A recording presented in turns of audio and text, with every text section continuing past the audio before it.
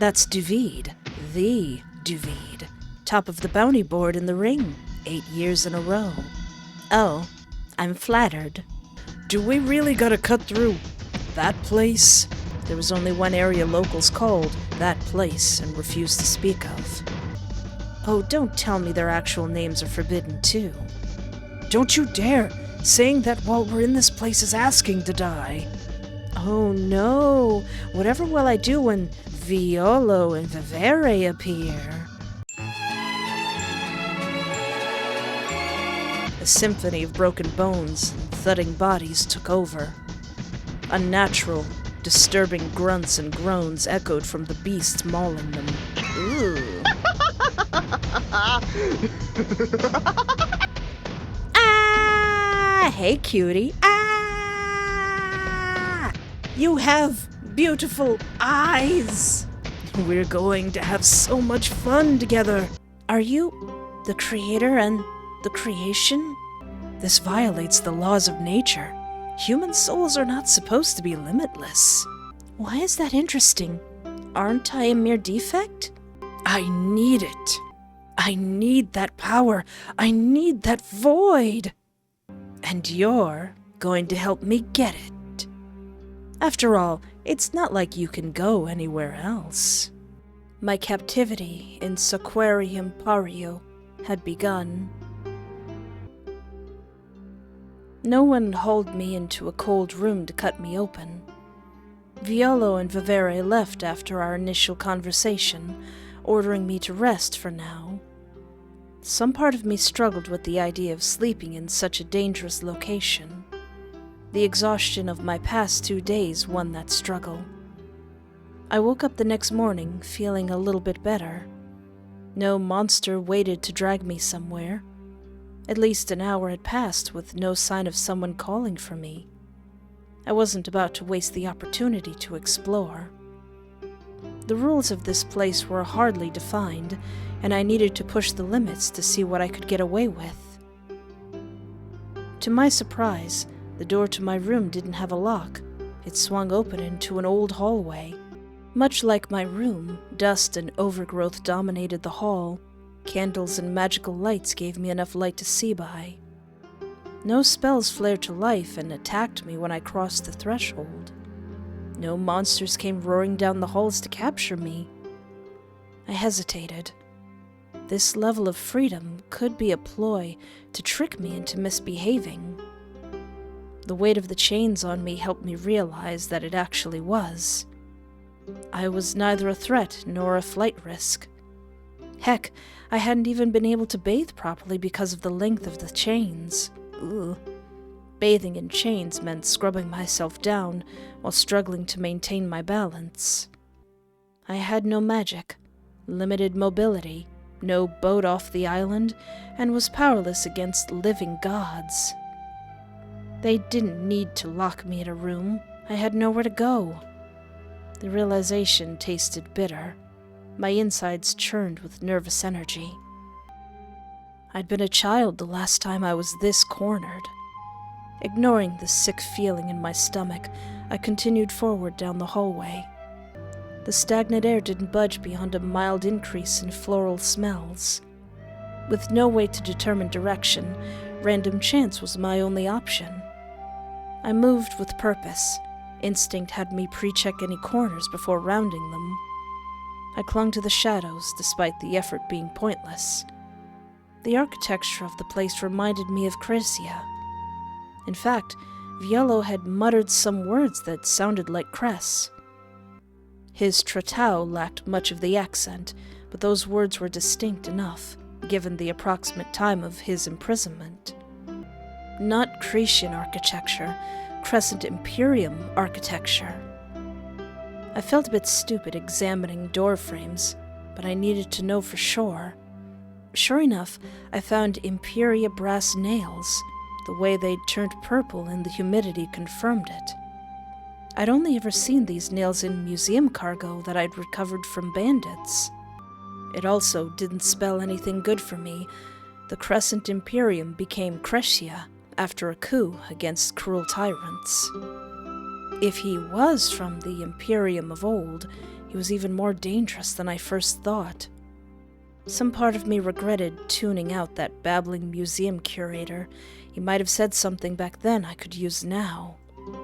My investigation ended when heavy thuds began to echo down the hall. Whatever the thing was, it was heavy and slow. It had more than 2 legs. As it grew closer, I could hear multiple moaning exhales, off rhythm with one another. Fear forced me into a tight crevice, obscuring myself with the overgrowth. I held my breath and waited for the creature to pass. It was horrifying to look at. A mass of twisted and warped flesh ambled forward with eerie precision.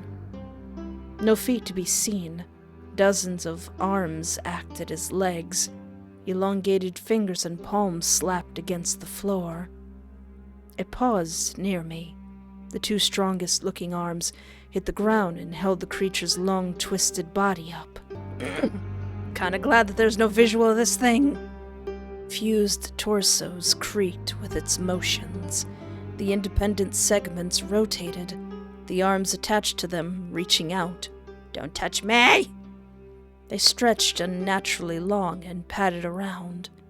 The head seemed to be many heads, fused together, leaving only the noses and mouths. Black and yellow teeth chattered between breaths.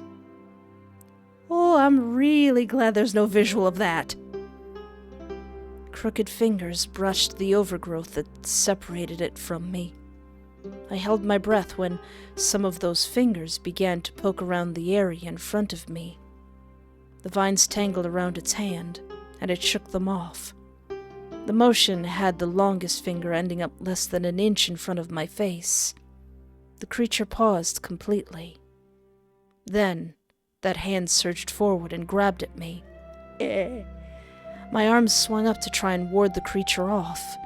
Despite many of the arms looking thin, they batted away my attack and pulled me out of hiding. Its hands wrapped around my thrashing limbs with ease. The thing lifted me atop its back and began to walk with me. Don't touch me! Don't touch me! I waited to be devoured. I had nowhere else to look but its ugly head. The mouths on it didn't look designed to tear flesh. The stretch of its hands might allow it to rip me apart. It didn't. No, each motion while handling me remained firm, yet careful. Is this thing more like a bus? Something was up. I hung limp in the creature's grasp to conserve my energy. I'd need it. The creature navigated the space with expert precision. Even carrying my extra weight didn't make it stumble. I did my best to remember the path we took, noting down things I could use as reference points. We passed by more twisted creatures. Some were mostly human, 2-legged with their faces warped beyond recognition. Those ones had no arms. They hobbled about, holding buckets in their mouths.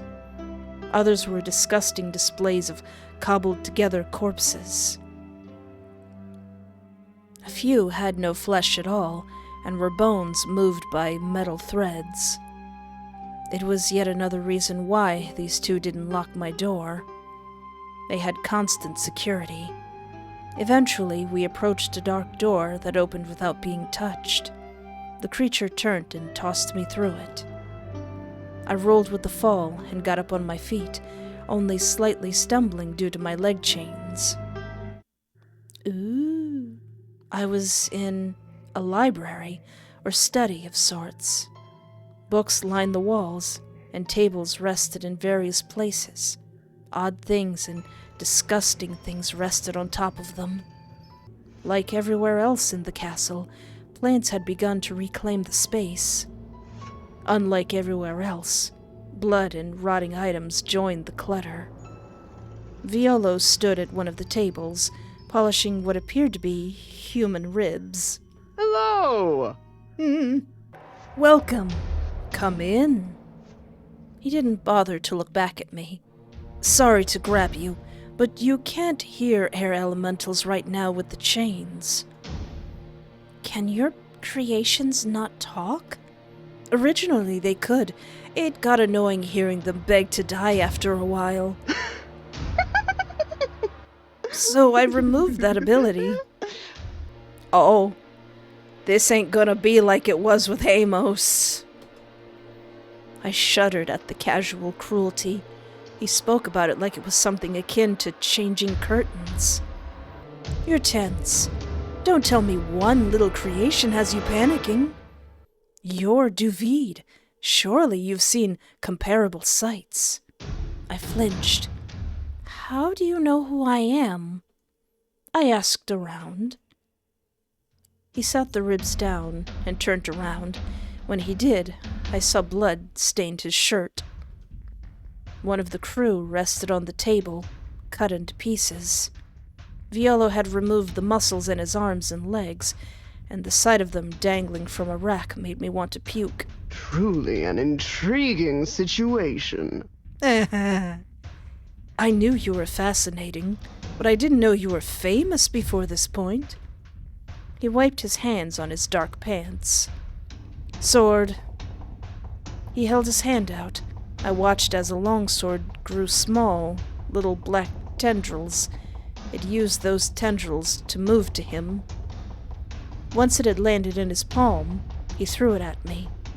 I instinctively dodged away, only to see it land in front of where I'd been standing.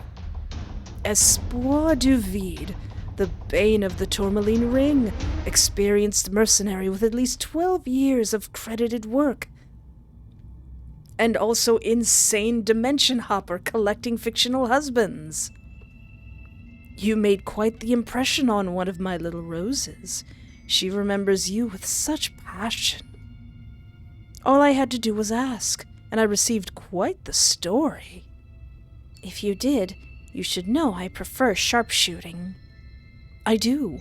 I find archery boring for obvious reasons. He waved a hand in front of his face. You have experience with a sword, at least a bit. You have to, since you're a mercenary in the Sacrarium seas. After all, swords are the separator of the civilian and the professional. It indicates experience and money. I stared at the sword and bit back a sigh. He was right. Swords were expensive, trade-specific tools. Most civilians who dabbled only used axes due to the added utility of having an axe. My own sword had cost me a pretty copper. I still mourned its loss. Forgive me for not coddling you. Ring hubs are even more gruesome than my home. I refuse to accept that you can't stomach it, not when you've seen worse. Just because I've seen worse doesn't mean I enjoy the sight. I suppose that's fair. Not everyone finds comfort in the same things. Most people don't find comfort in mutilated corpses. He gave me a sharp grin and nodded in agreement. Then again, I'm not most people. He gestured to the body on the table. Anyways, don't worry, you won't end up like this. Quite yet. I'm uncertain if killing you would remove that unique ability of yours. Quite yet meant that it was on the table. I'm free to make you wish you were dead if you don't cooperate, though. I'd rather not expend the effort, so please don't make me. Now, pick up that sword and fight me. He waved a hand. The chains that bound my wrists and ankles together faded into a flurry of flowers that drifted away. Oh, cool. I immediately fixed my footing and reached inside myself. My energy had recovered. My third eye opened to its partial state, and I winced at the intensity of the figure before me. Power rolled off him in waves, pulsing like a heartbeat. It was so overwhelming that my eye closed against my will. I hadn't even been able to see the elements attached to me. No coaxing elementals to help me with standing next to him then. I blinked a few times to get my bearings and saw where he waited. I don't like picking on people. He threw his head back and laughed. I assure you. He held his hands out, cutting his palms open with his thumbnails. Black blood slid out and formed two blades. Sick!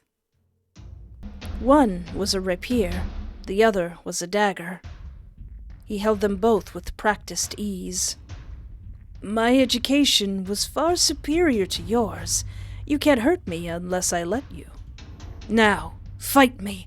I need to see the limits of your endurance. His voice took on a manic edge. His usually wide eyes were even wider, and I could see the tense energy thrumming inside him. He gave me no indicator of what he intended to do. Well, I have a feeling he's going to stab me, or at least try to. I gripped the sword, and, well, I'll do my best. You asked for it. I didn't know what stakes were at hand, but I knew they were high enough to care. Even if I could play it safe, that might not have had the long-term consequences I want. The creator was known for his mercurial mood and fast boredom. I couldn't risk not impressing him. It was terrifying to size him up, though. His stance told me nothing. I had no idea what he was going to do, and I didn't know how well he could read my intentions either. Swordplay alone wouldn't help me stand out.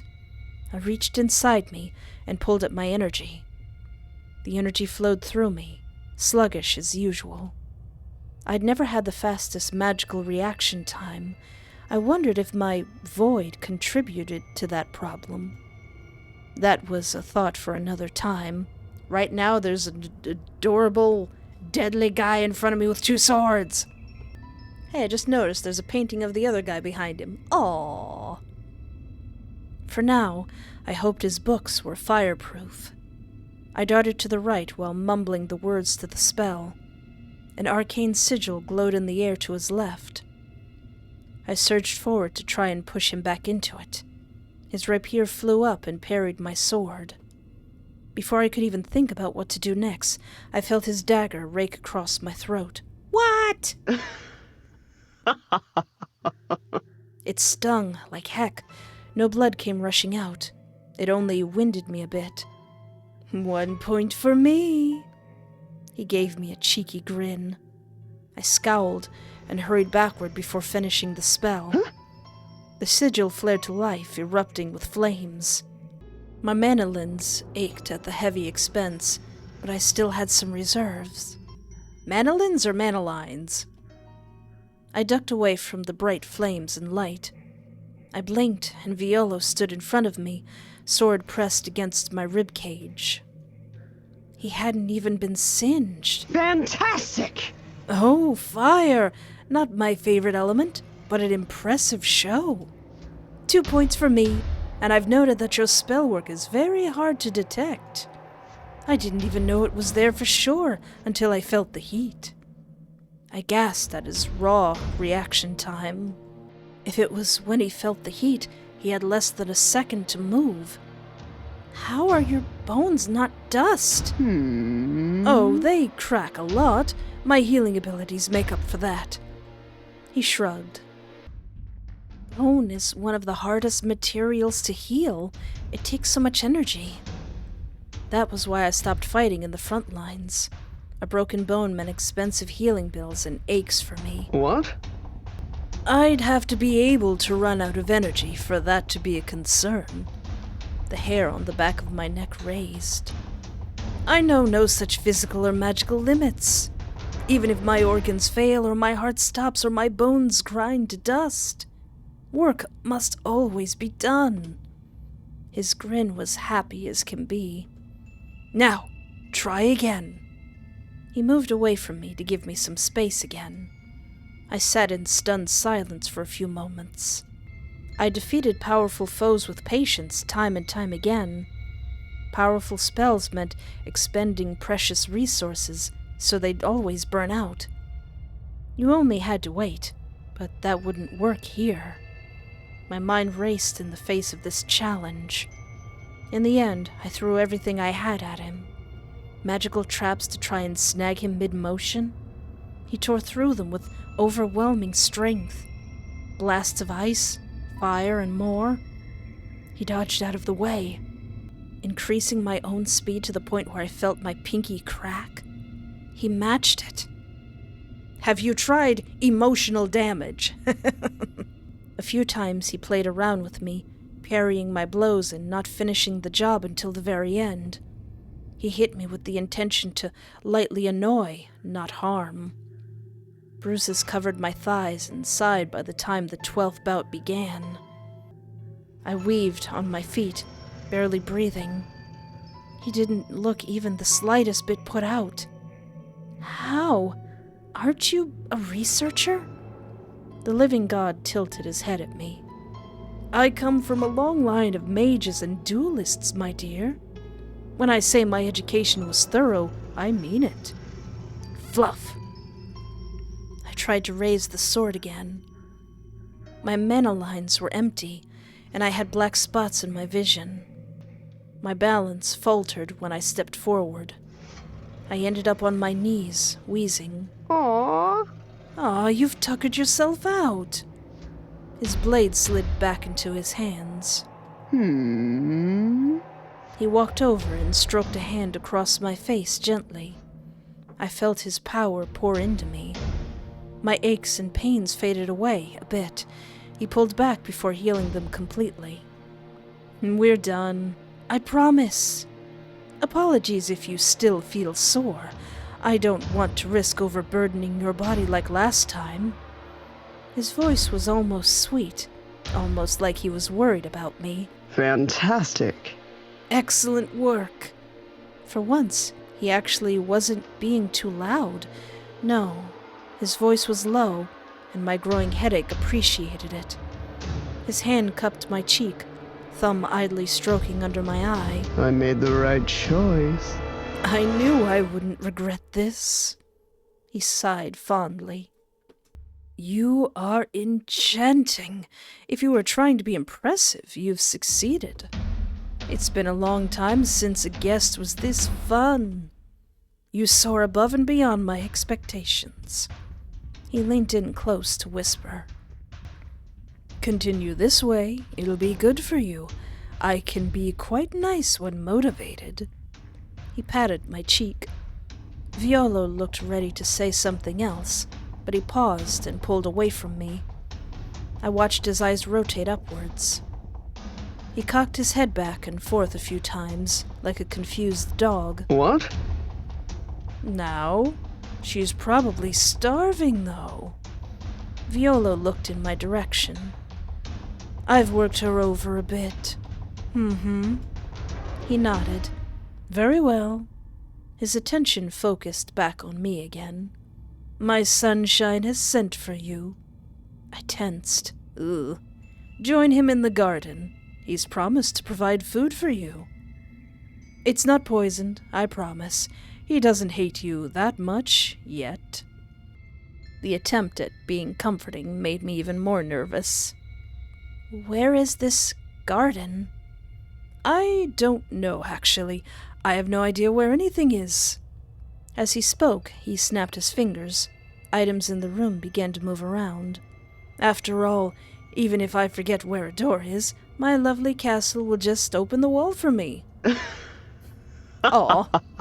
He laughed a bit and shrugged. Why risk bumping into tables when I can train the tables to move out of my way?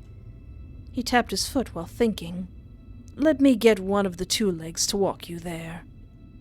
They don't have that privilege. Can you stand? I could, but it hurt like heck. Yes? Good. Let's not keep him waiting. To my dismay, the chains reformed once more. They severed my connection to my manolins. It made me feel even worse about the confrontation to come. What did Vivere want with me? He'd made his opinion of my presence very clear, thus it made no sense to me that he'd want me around. It would make more sense if he wanted me far, far away. I followed the twitching two-legged aberration reluctantly.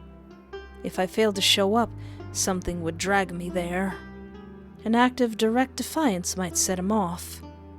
I didn't know what his limits were, and I didn't feel like pushing them yet. The two-legged humanoid scampered much faster than me, despite its appearance. A few times it would round a corner before poking its head back around to blow out a loud exhale in my direction. It's like, "Urgh! Could you be any slower? I don't even have arms." I caught up with ease, maintaining enough distance to give me room to dodge if it lunged at me. We passed other creatures that ignored me. I ignored them right back, fighting the urge to curl away from their bloated bodies. Besides the plants, they seemed to be the only living things around. That perspective changed when I reached the garden courtyard. Ooh. The place was overgrown with plants of all kinds. I watched tiny earth elemental golems totter around. Their heads were shaggy messes of vines and flowers. They were almost cute to watch, pulling at weeds and watering plants. Something even more surprising was the presence of vultures. Animals detested the living gods with a burning passion. No fish swam in the blood waters due to this hatred. Despite that, these vultures sat, fat and comfortable, snacking on unidentifiable human parts. I like vultures. They're one of the few animals that can look regal and goofy at the same time. The vultures noticed me, but they paid me no mind. The aberration let out a strangled noise of some kind, bouncing in place 3 times. Then it scurried away to continue what it was doing before. Hello? I called out. This garden had many dense and high bushes, making it impossible for me to spot Vivere. A bundle of roses rose from a bush. It was an earth golem, bigger and more mature than the little ones. The golem waved a leafy hand at me before hobbling towards me. Its vine hair reached out and tugged on my chains. Please don't pull. The golem listened and let the chains go. It walked with janky, inhuman motions. When it paused to make sure I still followed, it didn't turn its head over its shoulder. No, it rotated its entire spine at the hip to look behind it. In a way, the humanoid golem was as bad as the flesh creatures in the castle. It was human enough to be disturbing. The gardens began to open up as we grew closer to the center. Oh. Vivere stood near a fountain, arranging flowers in a human skull. Oh. Okay. Well, recycling and all that. Waste not, want not. He spoke softly to someone I couldn't see. No, do not break his study windows. I'm upset, but He cut himself off upon noticing me. The little guest has arrived. He looked at a wall of green plants. We will continue this conversation later, all right? He waited, then nodded. I will. Stay safe. Large fingers I'd mistaken for vines curled over the top and disappeared. The thing had to be massive, but it didn't make a single sound. Sorry to interrupt. It is the nature of guests to get in the way of work. I couldn't help myself. I raised a brow. Work? Arranging flowers? Vivere gave me a long, flat look. He raised the skull in his hands, and I watched his eyes glow. Vivere reached into his chest, his hands disappearing inside himself. He pulled out a faintly glowing light. He slid that light into one of the eye sockets of the skull. The flowers in the skull sprang to life, growing long roots and vines that began to form a humanoid body. Oh. Flowers overtook the skull, hiding it from view. A new little golem was born. It bobbed its head questioningly a few times. Vivere gently sat it on the ground and patted its head. How cute. Aww. There you are, little one. Rosentahede. Rosentahede? He looked at the older golem that still stood beside me, unable to not shake side to side even while standing still. Take this new little one and get him started on his tasks. He'll be in your plot. The golem nodded and walked over. It picked the little one up and walked away. Aww. Vivere leveled his cold gaze at me once more. Our lists of tasks grows ever longer, so we need more helping hands. I've been busy. How many elementals do you two control? The question came out before I could stop it. A few 100,000. These creations are not elementals, though. What are they, then? None of your business. Why are you so mad at me? I bit my tongue. I doubted angels would work with beings like Violo and Vivere. Thus, if they weren't elementals, that left only devils or something new entirely. Vivere moved to sit down at a small table set up with food. Sit. Eat. My love would be annoyed if you starved yourself. He picked up a porcelain teacup that looked almost comical in his big hands. I will force feed you if need be. Do not test my patience. I sat down at the table with a sigh, eyeing the food to determine what parts I felt safe eating. Annoying. There's no way in the heck you are as picky as a mercenary. You're right. I'm not picky. They aren't poisoned. Yet. All guests get at least 6 days as a grace period. I'm not the first one up here? No, Violo keeps anything of extreme value out of the dungeons. It's been a while since we had one. Doesn't that bother you? It does. He gave me a sharp grin. Luckily, his interest is ever fleeting. 6 days is usually how long it takes him to grow bored. Oh, okay. He took a sip of his tea. I clenched my fists under the table. The weight of that countdown had me tenser than expected. 6 days was hardly enough time to escape or try to curry in a favor to survive for longer. Stop staring and eat already. His hand with the teacup hovered above the plate. He narrowed his eyes at me. To avoid finding out how unpleasant it'd be to be force-fed, I picked up a few things to eat. The tea was relaxing, not too strong in taste, nor too weak. I greedily downed the cup. I suppressed a flinch when the cup moved from the plate and the pot moved to refill it. Is everything here alive? Yes, it's a lot harder for Violo to lose something when he only has to call for it. Can't bump into tables if they move out of the way, and so on. I wondered if the things I touched and observed in detail would report my snooping back to the pair. My cup returned itself to me, and I drank more tea to calm down. It didn't help. Vivere's golden gaze pinned me to my seat, overwhelming and critical. He didn't say a word either. His silence made each clatter of cutlery sound like cannon fire. I didn't say a word, but I matched his stare. There are important notes to catalog about you. Violo is too busy for such monotony. The things I put up with. I'm going to take those notes. Ah. To begin, where and when did you receive your training? Private mentorship from a young age. Got taken under a merc's wing after my parents died. Was this mercenary famous?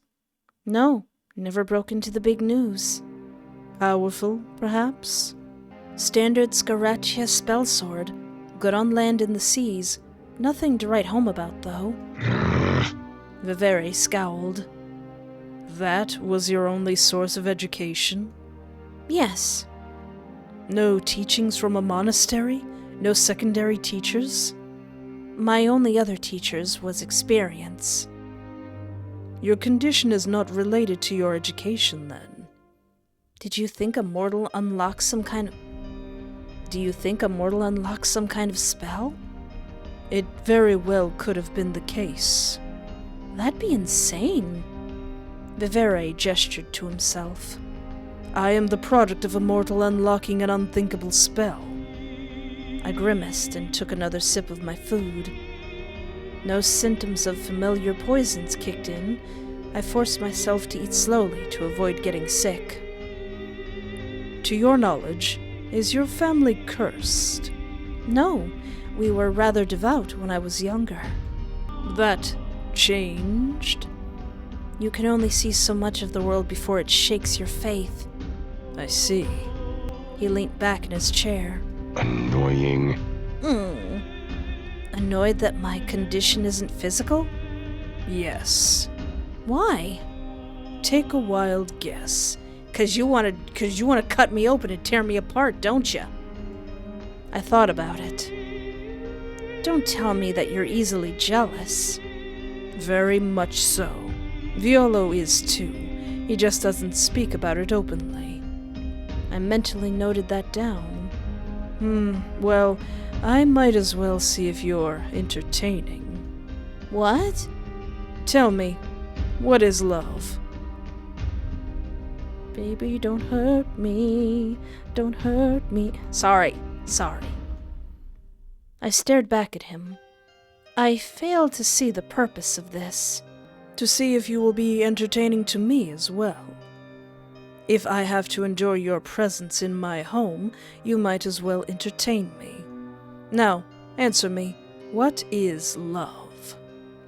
The question had a simple and a complicated answer. Vivere let his cup go refill itself. When it settled back down, he put sugar into it and stirred the mixture. He didn't break eye contact from me while doing so. I didn't need to see into his mind to know that he was cataloging everything about my reply. I aim to be impressive, keep my answers neutral, refuse to answer. Neutral, impressive. Let's be impressive. Vivere barely tolerated me. If I wanted to keep my head, that needed to change. I worried about pushing things too far, but fortune favored the bold. Love is something either extremely fleeting or long-lasting. I've rarely seen something between these extremes. Sometimes, love is a splendid night with a new face you'll never see again. Other times, it's a long-lasting bond that even time cannot erode. It is also a heavy source of agony for many people. What? Love is agonizing? Yes, unrequited love. Love ended too soon. Mutual love falling apart. Love is popular for poets and songwriters and storytellers for a reason. It's visceral. Why do people bother with it then? It's kind of like a drug. When you're high, you're really high. When you're low, you're really low. Love withdrawal can even be more painful than love falling apart. It can lead to inferiority or self-doubt. Everyone deserves love, then. I nodded. Even something like me? I sucked in a breath at the pointed question. It would be hypocritical to say otherwise. He raised a brow at me. You have one thing above most mortals. His raised brow turned into a questioning grin. You can confidently say that you were created out of love. It's obvious that Violo adores you.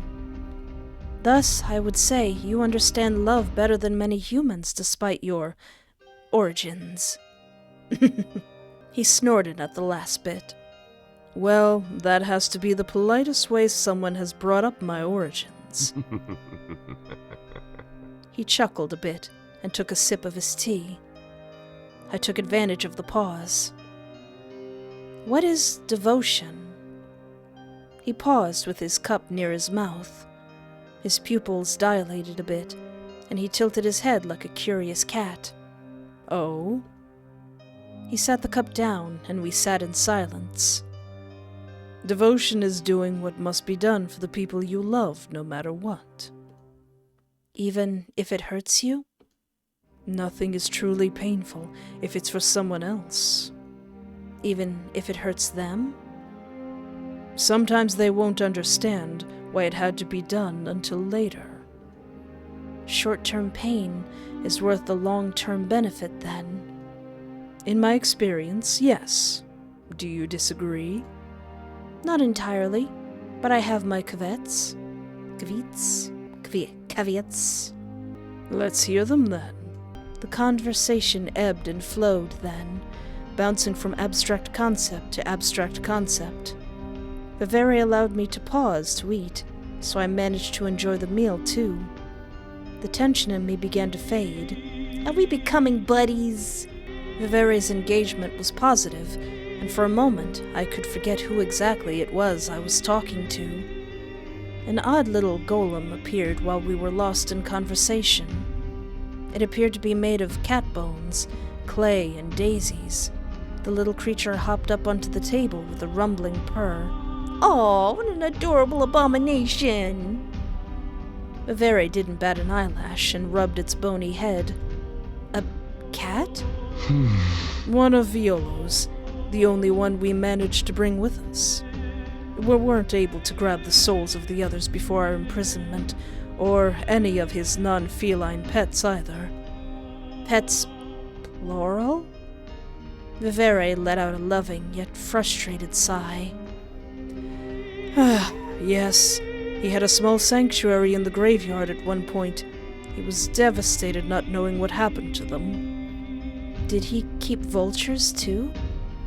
At the time, no.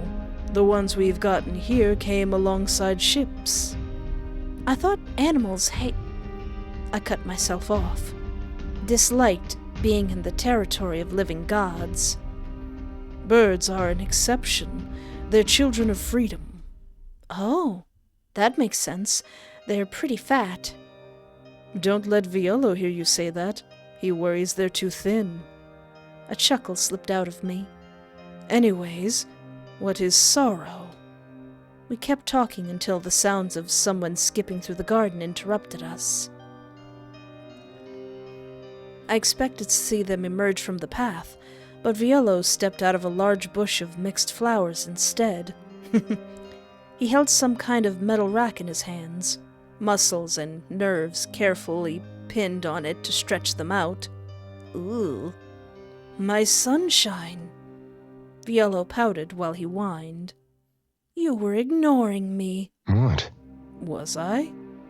Vivere blinked in confusion, straightening his spine. His eyes flickered back and forth a few times. My love. Aww. Ah, I see. I hadn't noticed. I was distracted. I'm sorry, my love. Violo huffed and moved to sit on Vivere's lap. The taller man easily moved into a position to make the shorter one more comfortable. Oh, you're so precious together. Vivere wrapped one strong arm around Violo's waist, and Violo crossed his legs while leaning back against Vivere's chest. Distracted? In a good way, it seems, since I'm not being told about scattered guest body parts. Surprisingly so. Vivere brushed his spare hand through Violo's hair. It caught me off guard, truly. The fondness and affection sharpened into annoyance when he seemed to remember I was there. Hey, I'll leave you two lovebirds alone. But our conversation just ended. I've completed my observations. Don't forget to record them.